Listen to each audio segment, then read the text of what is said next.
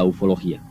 Ante todo, hemos de resaltar que la ufología es la ciencia, siempre entre comillas, que estudia todo lo referente a avistamientos y contactos con objetos volantes no identificados. El término de ufología viene determinado por el vocablo anglosajón UFO, Unidentified Flying Object. U objeto volante no identificado si previamente lo traducimos a nuestro idioma. Desde luego, el caso más típico que ilustra lo más significativo de los ovnis se dio, sin duda, según los medios informativos, en Estados Unidos, y fue allí, en 1947, donde sucedió el llamado popularmente caso Arnold. La importancia de este caso viene dada porque tras esta observación el testigo calificó lo visto con el nuevo término de platillos volantes, pero digamos lo que realmente sucedió mediante este montaje. Martes 24 de junio de 1947.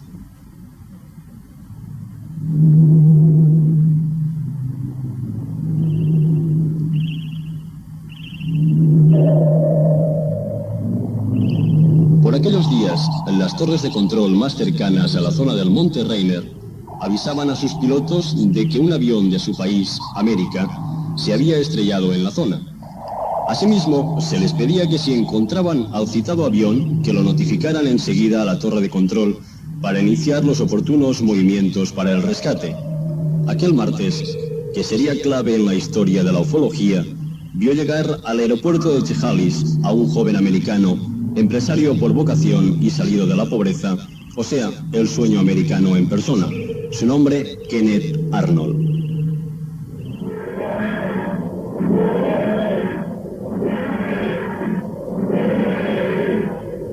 ¿Está lista ya mi avioneta? Tengo que partir sin falta hacia el estado de Washington para concluir un negocio pendiente. Señor Arnold, en estos momentos estamos terminando de llenar el depósito. Si quiere, puede subir a la cabina. A las 2 menos cuarto puede estar usted volando. Gracias, muchas gracias. Gracias. Bueno, ya estoy dentro. En marcha.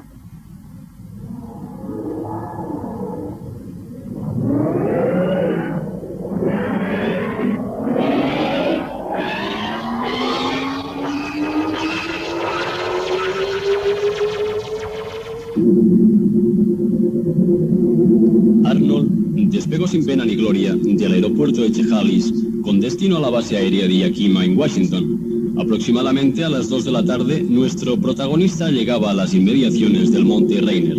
Entonces pensó: tengo tiempo. Me uniré a la búsqueda de este avión caído. Sí, daré una vuelta por esta zona. No acabó de decir esto cuando a lo lejos divisó 9 destellos plateados. Comprobó su altímetro y le dio una altitud de 2.800 metros. La atmósfera estaba completamente limpia y transparente. Visiblemente excitado, llamó a Yakima para comunicar su visión. Yakima, contestad por favor. Cambio. Sí, avión CX-968, ¿qué ocurre? Estoy divisando una sucesión de destellos hacia el norte del Monte Rainier. ¡Oh, Dios mío! ¡Esto es fantástico! ¿Cómo? Repite eso de nuevo, por favor. Cambio. Estoy viendo 9 naves luminosas al norte de Rainier. Cambio.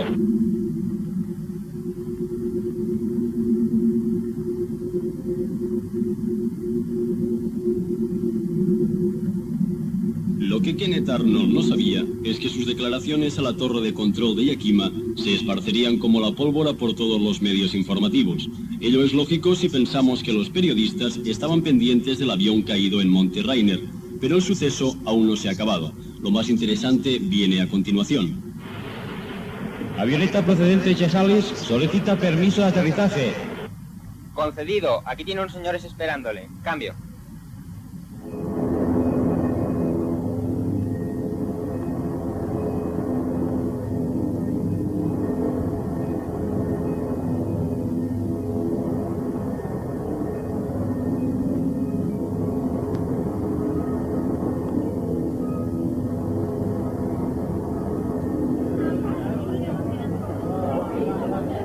Señor Arnold, por favor, unas declaraciones para el Daily News. ¿Qué forma tenían esos objetos que usted vio?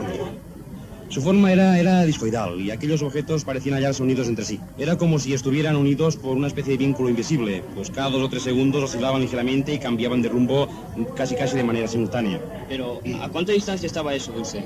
Yo calculé que a unos 40 kilómetros. Más o menos esto era lo que oscilaba hacia mi avioneta. Además, volarían casi a unos 2.400 kilómetros hora. ¿Qué tamaño tenían los objetos? Eran enormes, tan grandes como un cuatrimotor C-54. ¿Había visto algo parecido en su vida? Jamás. Parecían 2 platillos de té unidos por la parte cóncava. O sea, unos platillos voladores, para entendernos. Sí, eso sí, platillos voladores. Al día siguiente, casi todos los rotativos del país relataban la extraña vivencia de Arnold y los vendedores de periódicos callejeros daban así la noticia. ¡Extra! Y aquí más se han visto platillos volantes. ¡Extra! ¿Quiere uno, señor? Sí, dame uno. Con este suceso se iniciaba a todas luces la moderna era de la ufología. Sin embargo, no fue este el único caso que se vio por aquellos días. Recordemos aquel que aconteció 3 días antes del caso Arnold en la isla de Maury, cerca de la bahía de Tacoma. Allí, un patrullero pudo ver 5 enormes objetos en forma de disco volando a unos 700 metros sobre el nivel del mar. Estos objetos volaban en torno a un sexto que parecía estar en apuros.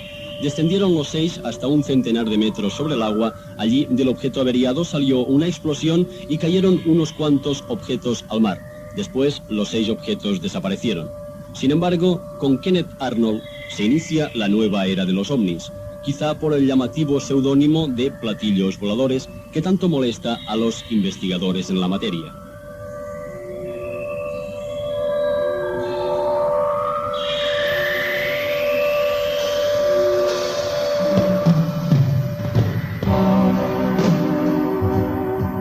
Este es solo un caso más de los millones, y no exageramos, que se han dado desde que el hombre pudo abrir los ojos. Porque, si el oyente me lo permite, la controversia ovni no es un fenómeno de este siglo. Ya en la Biblia, en el Corán y en las más antiguas sagas indias y sudamericanas se citaban avistamientos de esta índole, con la peculiaridad que a estos objetos se les atribuía un origen divino. Pero oigamos uno de estos hechos milenarios de mano de unos textos sagrados indios. Su nombre, Ramayana. Estos textos se atribuyen al poeta indio Valmiki y datan del siglo IV al III antes de Jesucristo, aunque su origen se remonta a la noche de los tiempos. Bhima volaba en su carro resplandeciente como el sol y ruidoso como el trueno. El carro volante centelleaba como una llama en el cielo nocturno estival. Pasaba como un cometa. Parecía que brillaban 2 soles. He aquí que el carro se elevaba y todo el cielo se iluminaba. Pero no todo lo referente a ovnis en la antigüedad se remonta a textos sobre el papel que siempre podrían haber sido objeto de manipulaciones y traducciones erróneas. No, hay aún mucho más. Hablemos, por ejemplo, de una estatuilla de bronce hallada al otro lado del telón de acero, en Rusia, y que representaba fielmente a un extraño personaje enjuto en una compacta indumentaria, en la que se acertaban a ver un casco, botas y, por extraño que parezca, guantes unidos a la extraña vestimenta. A aquel hallazgo, por extraño que pueda parecer, se le dio el calificativo de divinidad desconocida, y ahora yace en algún archivo polvoriento de algún museo ruso. Y llegados a este punto, uno siente la tentación de rememorar un hecho anecdótico acontecido al sabio Einstein cuando un periodista se le aproximó y le preguntó si él creía en la existencia de platillos volantes. Entonces el sabio carraspeó y con su voz ya anciana acertó a contestar. Los platillos volantes existen.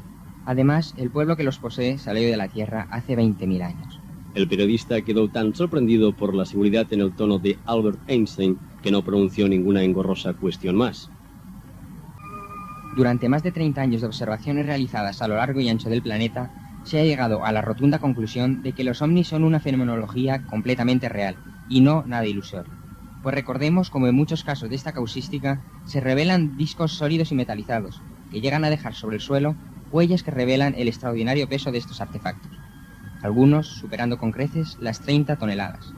Aprovecho para hacer mías unas palabras de un investigador valenciano, Vicente Juan Ballester Olmos. Los ovnis revelan una indiscutible raíz inteligente. Otra de las causas o de los factores que desconciertan a toda clase de testigos de casos ovni, según las últimas encuestas, más de 19 millones en todo el mundo, son las insólitas maniobras que estos llegan a realizar en pleno vuelo, desafiando a todas las leyes físicas. Por ejemplo, movimientos en ángulo recto y bruscas detenciones en pleno vuelo hasta permanecer totalmente estáticos en un punto sin emitir ni el más leve murmullo. Hay que añadir a estas exhibiciones del aire sus increíbles aceleraciones, así como sus súbitas apariciones y desapariciones, sin por ello llegar a olvidar el modo tan vertiginoso en que entran en nuestra atmósfera y según han revelado satélites artificiales puestos en órbita, algunos de ellos especialmente para este fin. Cosa que además demuestra un interés un tímido acerca cara a la opinión pública respecto al tema UFO, pues los estudiosos del tema saben que ese interés denota en algo más. El cénit de la cuestión se alcanza cuando llegamos a las pruebas físicas y palpables como son las fotografías. Si bien es cierto que los medios de difusión han engañado más de una vez a la opinión pública mediante falsos documentos. Algunas de esas fotos son de incuestionable calidad, como las extraídas por George Adamski, que según él pertenecen a unas naves venidas de Venus. Pero no son solo las fotografías lo que sujeta al fenómeno en cuestión. También se han perseguido durante largo rato por radar, como hace unos meses en Brasil, en que 13 ovnis fueron perseguidos por una pantalla y por aviones Mirage de combate.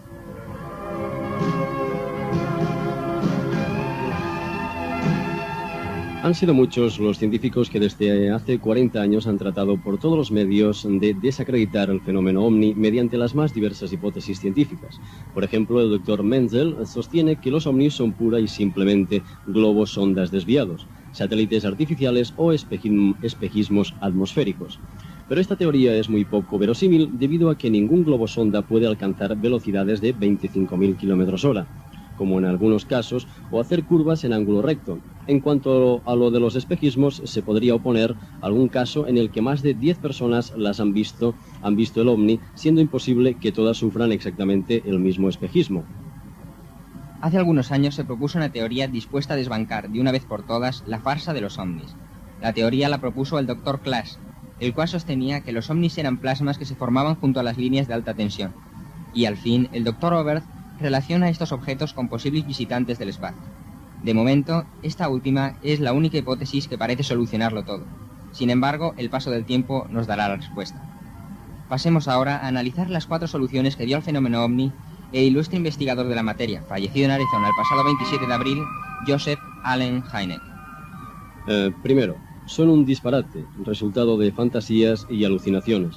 Pero si los ovnis son meras alucinaciones, necesitamos saber cómo es que las mentes de miles de personas distribuidas por todo el mundo, el orbe, han sido engañadas durante tantos años. Segundo, son algún tipo de arma militar probada en secreto. Pero, ¿por qué una nación tendría que probarla sobre docenas de países corriendo el riesgo de perder el citado secreto? Tercero, proceden del espacio exterior. Admito que no hay prueba incontroversible alguna de que los seres extraterrestres estén visitando nuestro planeta, pues sería una locura desestimar tal posibilidad. Cuarta, se trata de alguna clase de fenómeno que todavía no podemos siquiera concebir. Hace más de un siglo no sabíamos nada acerca de la energía nuclear. Por consiguiente, ¿quién puede decir qué hechos asombrosos conoceremos durante los próximos 100 años? Recientemente, Alec Hynek se refirió a las posibilidades de que los ovnis, por lo menos en determinados casos, fuesen la imagen física de algo que, en sí, no es un objeto físico.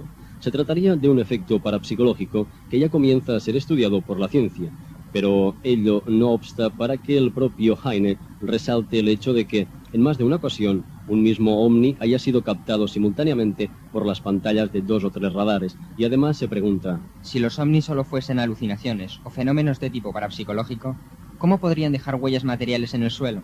Romper ramas de árboles, asustar a los animales o detener baterías de los coches, fenómenos todos ellos observados y netamente reconocidos. El fenómeno ovni es harto complicado. Además, si añadimos que los ovnis se suceden en mayor cantidad según oleadas, la cosa se complica mucho. Pero es cierto, cada 26 meses aproximadamente, y coincidiendo con la aproximación del planeta Marte hacia la Tierra, se producen un 60% más de avistamientos que en otras épocas del año similares.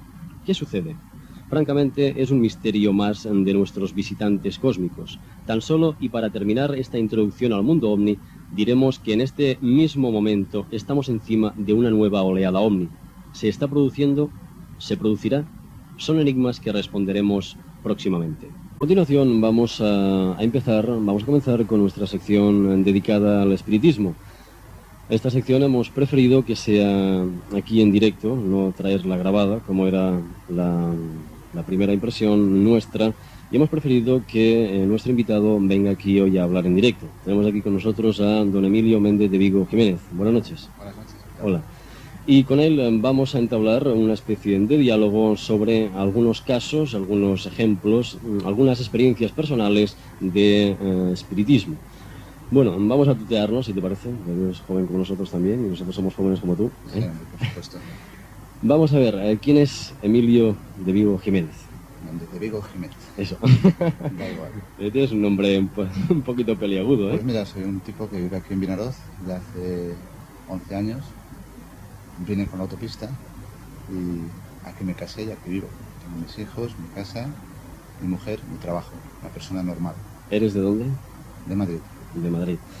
Bueno, ¿de dónde te salió a ti la curiosidad por todo esto del espiritismo, los fenómenos parapsicológicos y todo eso? Bueno, supongo que todo empezó con el miedo. Cuando era pequeñito, como todos los niños, pues tenía miedo, ¿no? Recuerdo que vi una película una vez, el experimento del doctor Wackerman o algo así. En la televisión la pusieron luego más años después. Y yo pasaba pesadillas, ¿no? Luego empecé a intentar dominar estos miedos, ¿no? Sobre todo a las cosas pinchantes, a las agujas, a los sitios solitarios, forzándome a ir a ellos, ¿no? Y cuando estaba a oscuras en el cuarto, pues a veces veía luces. Creo que le pasa a mucha gente, se ven luces difusas, pero que si pones la mano por el medio, pues ves que no hay tal luz, ¿no? Porque se vería la mano. Y intenté pues dominar esas formas y darles formas definidas, ¿no? Y con esto pues empecé a introducirme en ello, ¿no? A ver que había cosas raras, porque siempre me han pasado cosas raras desde pequeñito, ¿no? Cosas sin sentido, es decir, mira, una cajetilla ahí de bonanza llena, ¿no? Y estaba a 100 metros. Llegábamos y era una cajetilla de bonanza y llena. O ese tranvía se va a ir por otra vía y se iba el tranvía por otra vía. Pues son cosas que puedes controlar en un momento dado, puedes dirigirte a una persona y decirle cualquier cosa, decir, va a sonar el teléfono, ten cuidado que se te va a caer una maceta a la cabeza o cualquier cosa así, o son cosas que salen. No, salen de golpe, o sea, sí he llegado a decirlo, tío, te vas a romper una pierna y al año siguiente otra vez y pasar, pero no, o sea, no lo hago yo, no me viene así cuando yo quiero. ¿No eres tú el que dicta la orden? No, en absoluto. Bueno, puede ser que conscientemente a lo mejor ese es mi gran trauma, que pienso que a lo mejor sin querer lo provocas tú. Lo provoco yo. ¿Te comunicas telepáticamente con la persona a la que le va a suceder algo? Porque este tipo de cosas podía ser que estuvieras tú influenciando sobre la mente de aquella persona. Eso hace muchos años que cuando lo pienso incluso ni lo digo, ¿no? Por si acaso. Bueno, vamos a ir ya, como quien dice, directamente al grano, ¿no? Y así, por ejemplo, en el mundo del espiritismo y de estas cosas afines que son así tan raras para la mayoría de la gente, pues siempre aparece el término mancia, quiromancia y todo este tipo de cosas que viene liado a esta palabra, la palabra mancia. Pero, ¿qué es una mancia? Y si solamente hay un tipo, 2 tipos, 3 tipos, ¿cuántos tipos hay de esta palabra? Muchísimas mancias, ¿no? Mancias serían como ciencias. Para mí son estimulaciones, formas de estimular cosas que uno ya tiene, ¿no?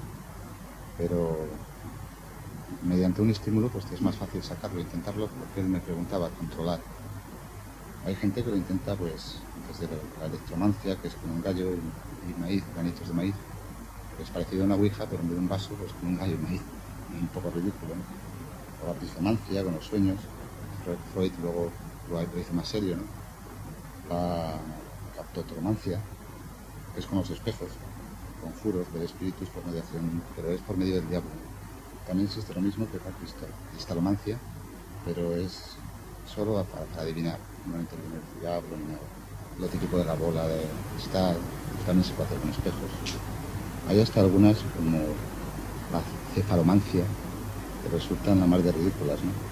Eran formas que tenían antiguamente a adivinar por la forma de la cabeza de un burro, ¿no? Muchísimas mancias, ¿no? Y así pues hasta la necromancia, la mancia de ponerse en contacto con los muertos, invocarlos, ¿no? Ahora que hablas de los muertos y todo esto, siempre que se habla de espiritismo y de espíritus, se piensa que tienen una forma definida, o sea, mediante películas y todo esto que últimamente vienen haciendo por televisión, sobre todo Steven Spielberg y toda esta gente de Hollywood, pues quiere darle una forma al espíritu.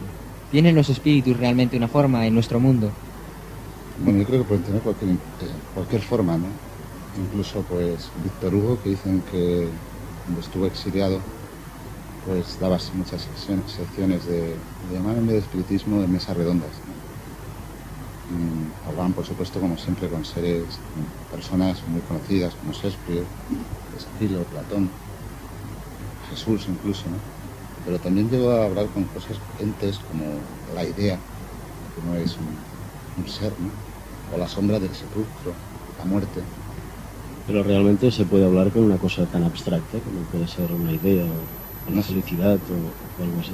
Yo supongo que, como mucha gente, vamos, muchos investigadores, que Víctor Hugo lo que conseguía era, de una forma u otra, plasmar sus mismas ideas en los mediums que intervenían, ¿no?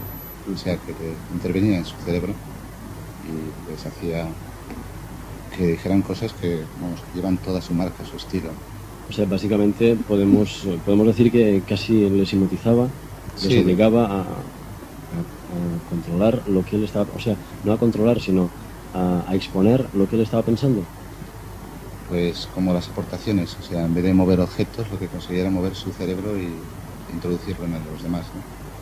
Tú mismo has dicho que Víctor Hugo hablaba con Shakespeare, Platón, incluso con el mismo Jesucristo. ¿Y no resulta curioso que, por ejemplo, ahora ya no se llegue tanto a hablar con personajes históricos y que se habla con extraterrestres mismos?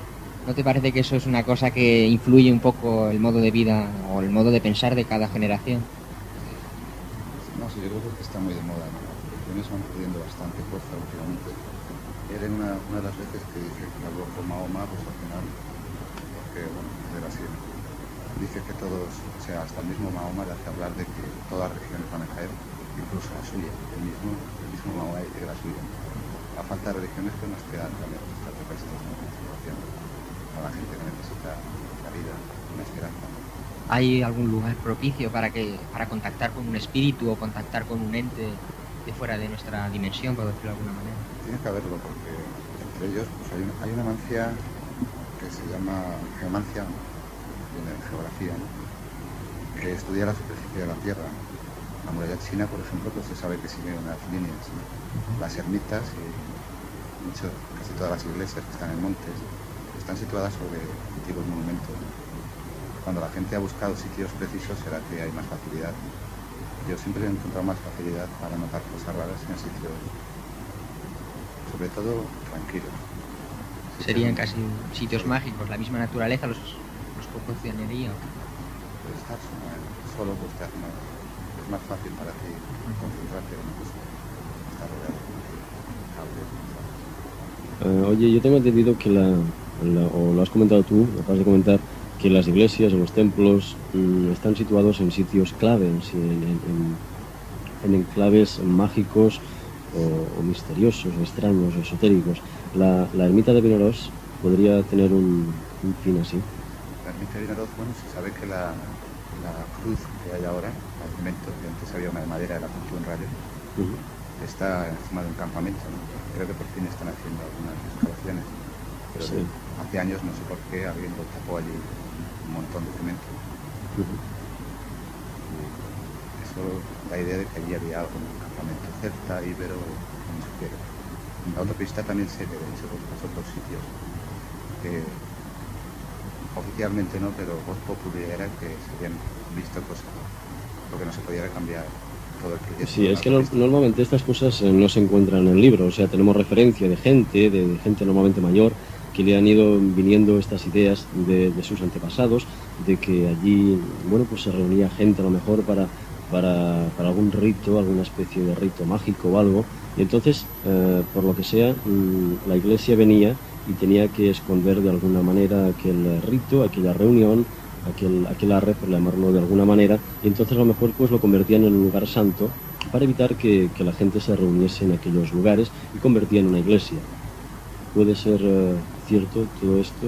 ¿Puede que las iglesias, que las ermitas tengan una base así? Yo creo que sí, firmemente, ¿no? Pues mira que hasta, por lo menos antes, cuando se caía una forma, una hostia, en la iglesia, en el suelo, el suelo se daba agua bendita, se ponían unas velas y tal, ¿no? Se intentaba conservar de alguna forma. De principios profanos pues han intentado santificar mediante la creación de ahí algo que digamos igual es la fuerza maléfica que ellos suponían que había, porque todo lo extraño siempre asusta y se supone que hay algo de malo detrás.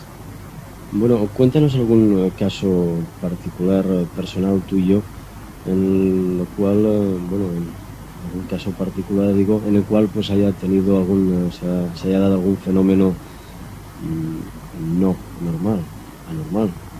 Pues mira, uno por aquí, con gente conocida de esta zona de Sabín, creo que lo conoces, de Puto Sotavén se llamaba, ¿no? Sí, sí, sí, sí. Ahora está buceando por ahí por una planta de estas de energía atómica. Fuimos con su mujer y tenía, ¿no?, Red Carry. Y cuando salimos, pues comentábamos en casa, ¿no?, esto es una tontería, cómo vas a mover cosas y tal, ¿no? Mira, ves ese jarrón de allí, encima de tocadiscos estaba, a unos 6 metros más o menos, calculo. Extendí la mano como tratando de hacer magias, ¿no? Yo mismo me lo creía, ¿no? El jarrón se desplazó y se cayó. Mi mujer se lo tomó con mucha tranquilidad, ¿no? Ya me ha roto el jarrón que me gustaba y tal. Sabín y Pillo pues se quedaban bastante asustados, ¿no? Sí. Bueno, de eso tenemos el testimonio viviente de Sabín, que podría avalarlo, pero en estos momentos, bueno, pues va a ser difícil que él pueda hablar. Encontré el otro día en el carro viendo la película y se le dije, oye, mira, si me preguntan algo sobre esto, no te importa de tu nombre. Dije, no, sabe que es verdad. El caso que nos contaste el otro día del amigo tuyo este que está en prisión, ¿podrías narrarlo un poco para que sea de conocimiento? El amigo este que está en prisión, bueno, que lo cambiaron y todo eso. Bueno, eso es lo que hablábamos de las casualidades, ¿no? Una casualidad puede estar bien, 2, 3, ¿no? Pero hay no sé, hay una cantidad de casualidades que ya no es normal, ¿no? Es como había un hombre por ahí que estudiaba como mediante dados, Ryan se llamaba, veía que había gente que centrándose en un número, tirando los dados, el cálculo de probabilidades fallaba. Si se centraban en un número salían mucho más ese número. No está tomado muy en serio en eso, pero sí por otras cosas. Pero realmente... La telepatía fue uno de los primeros ministros que existían. Pero realmente todas estas casualidades que tú has podido presenciar no te dan a sospechar de que quizá no exista la casualidad. Yo soy muy incrédulo. Yo soy de los que se me planta delante de un espíritu y le digo, pues bueno, ¿cómo lo has hecho? Pronto. Y eso que he vivido cosas muy fuertes.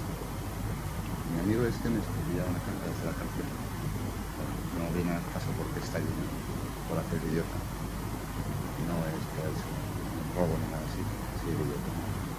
Está en el extranjero. Y él vivió conmigo un caso que realmente nos llenó de temor, o sea, de mucho miedo. Tanto a él como a su mujer, a mi mujer y a sus cuñados, ¿no?, todos los que estábamos aquí. Y entonces, a raíz de eso, pues se ha atrevido a escribirme diciendo que tiene un fantasma en su celda. Primero tenía mucho miedo, lo intentó tocar, le dio un calambre que dejó la mano como dormida. Sigue yendo, pero nunca viene cuando él quiere. Entonces conmigo se atreve y me pregunta qué puede hacer para saber si es bueno o si es malo, para llamarlo como él quiera llamarlo, o para irse si no le interesa. Cree que también que podría irse con él, ¿no?, que podría pedirle que le llevaran, pero le da miedo que no volviera, ¿no?, que tendrá por algún sitio. Supongo que ha debido leer algo de viajes astrales también. Bueno, tengo entendido que tú estuviste trabajando también en un peaje de autopista y que en ese peaje pues te pasaba una cosa bastante curiosa con tu abuela. Bueno, allí todo el mundo tenía bastante miedo de noche, porque los peajes suelen estar cerca de los cementerios por esta zona. Entonces unos se dormían, si era muy tarde, y otros pues están tan muertos de miedo que no querían estar lejos. Supongo que también había gente tranquila, pero desde luego en mi grupo no había ninguno. Yo procuraba pues pensar en mi abuela porque es la persona que más quería. Y a veces, cuando no miraba directamente a los quitamiedos de la entrada del peaje, me parecía que una persona o algo, era un bulto nada más, se sentaba allí. Mirando, pues a ver qué era ella. Pero si la miraba de frente, o sea, si miraba directamente a ella, dejaba de ver. Solo podía mirar a otro lado. Yo miraba al frente y entonces sería a la derecha, de reojo. Es como la podía ver. La hablaba, nunca me contestó. no sé, supongo que sería imaginación. Ahora eran muy fuertes, muy reales. De todas maneras, cuando tú intentabas verla, se desvanecía. Directamente, si no la podía mirar directamente. ¿Te ha ocurrido alguna vez en algún otro sitio esto? ¿En casa? ¿En algún otro lugar? Bueno, alguna vez he oído voces, he visto una sombra. Un día recuerdo estando en Santa Fe, en Segovia, que nosotros teníamos una hija entonces, ¿no? Tenía en un cuarto más adentro de la casa, la puerta rozaba con el suelo mucho, era muy difícil de abrir. Y yo oí pasos estaba despierto todavía, oí pasos por el pasillo muy raro. Y pensé que era ella. Miré a la altura que se supone que estaba de mi hija, a una altura bastante baja. Y vi como la puerta, en el tintero de la puerta, que daba luz de la calle un poquito, por el ventanuco, se interponía una sombra. La hablé, ¿no? ¿Qué haces aquí levantado? Me contestó, ay, levanté. Había nadie. Y primero como seguir, y al fondo. Voy a seguirla para que tenga una cama y estaba en la cama dormida, la puerta estaba trancada y registré toda la casa y ahí no había ni un perro ni nada. Bueno, pues de momento vamos a dar por finalizada esta primera toma de contacto con nuestros personajes y si no te importa yo me gustaría invitarte a programas posteriores para hablar sobre temas tan interesantes como bien el espiritismo o la reencarnación o temas de estos. De todas maneras, muchas gracias por haber estado aquí, a Emilio Méndez de Vigo Jiménez y ya te digo, hasta programas próximos. Gracias por estar aquí.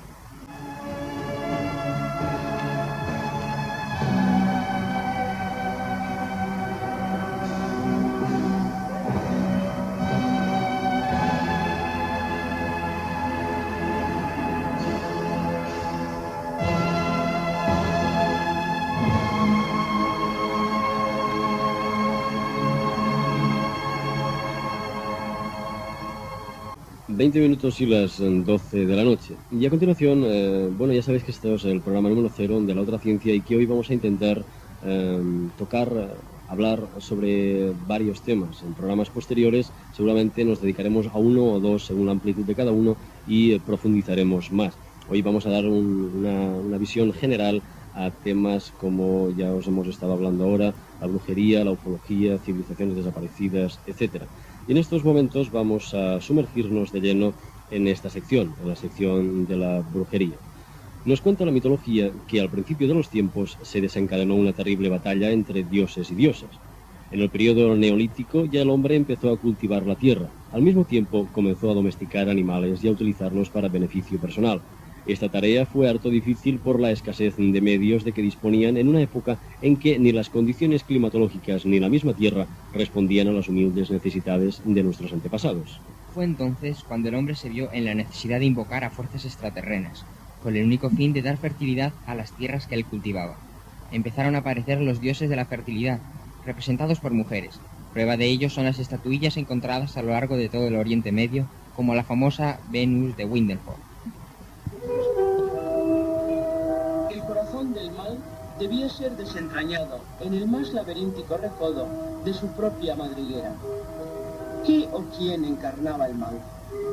Toda maldad es nada comparada con la maldad de las mujeres, afirmarán dos fervientes inquisidores germanos, autores del Malleus Maleficarum o Martillo de las Brujas. Detectado el mal, la mujer, fue la Iglesia la primera en reaccionar, aterrada ante esta realidad poderosa.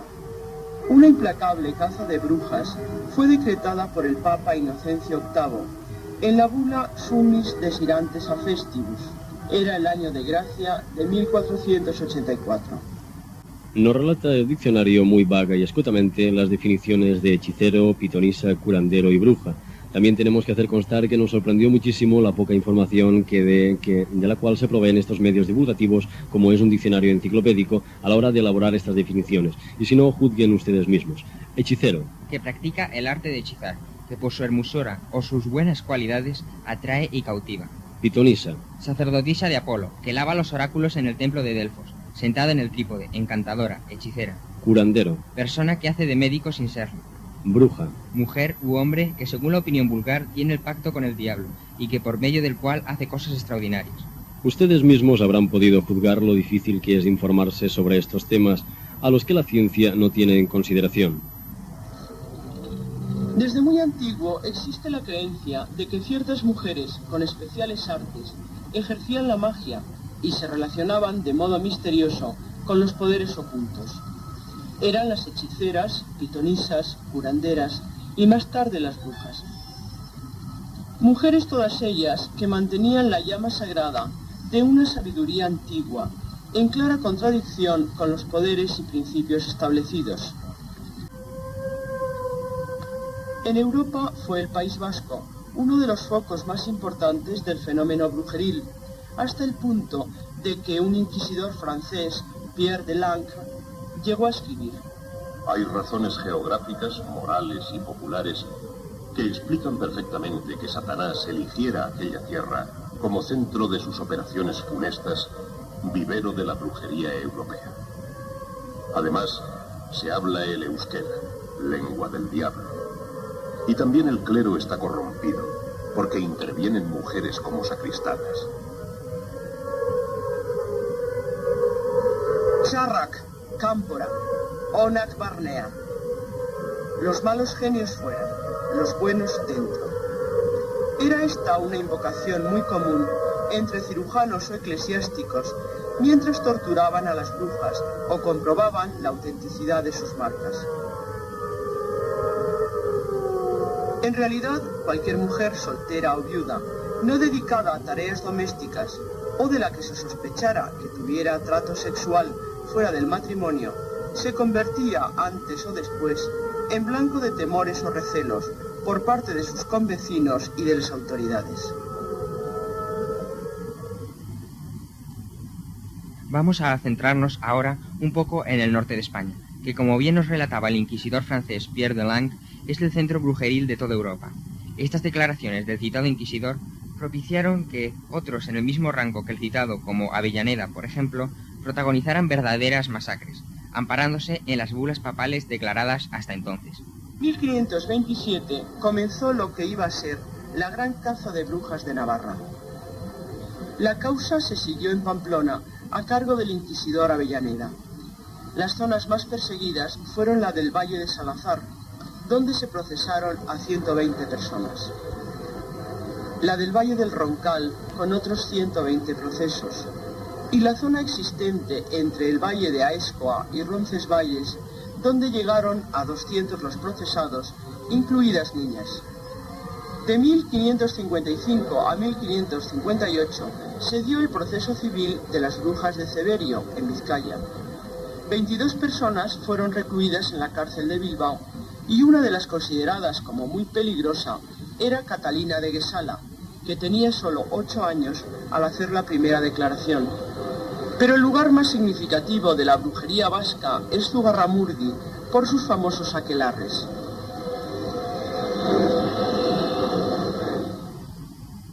Seguimos indagando en el diccionario a la búsqueda y captura de la palabra aquelarre. Misteriosamente, la palabra ha desaparecido, quizá por su origen vasco, lengua que atribuyen los inquisidores al mismísimo Satanás. Concluiremos aquí nuestro pequeño paseo por el inquietante mundo de las brujas, del que tanto se ha hablado y del que tampoco sabemos. Escucharemos un último fragmento extraído del programa de Radio Televisión Española La España Herética, el cual se emitió no hace mucho tiempo y del cual hemos incorporado a esta sección del programa La Otra Ciencia, porque nos ha parecido bastante interesante algunos fragmentos del mismo. Muchos maleficios, metamorfosis, crueldades y perversiones se atribuían a las brujas. Pero el fondo de la realidad no era más que una supervivencia de antiguos rituales, recreados y conservados posiblemente desde el Paleolítico, en los que los vascos celebraban cultos de fertilidad bajo la advocación de la legendaria diosa Mari, y que la Iglesia Católica no supo asimilar ni comprender. Este ha sido un pequeño adelanto de un tema que más adelante tocaremos y analizaremos con más detenimiento: el misterioso y apasionante mundo de las brujas.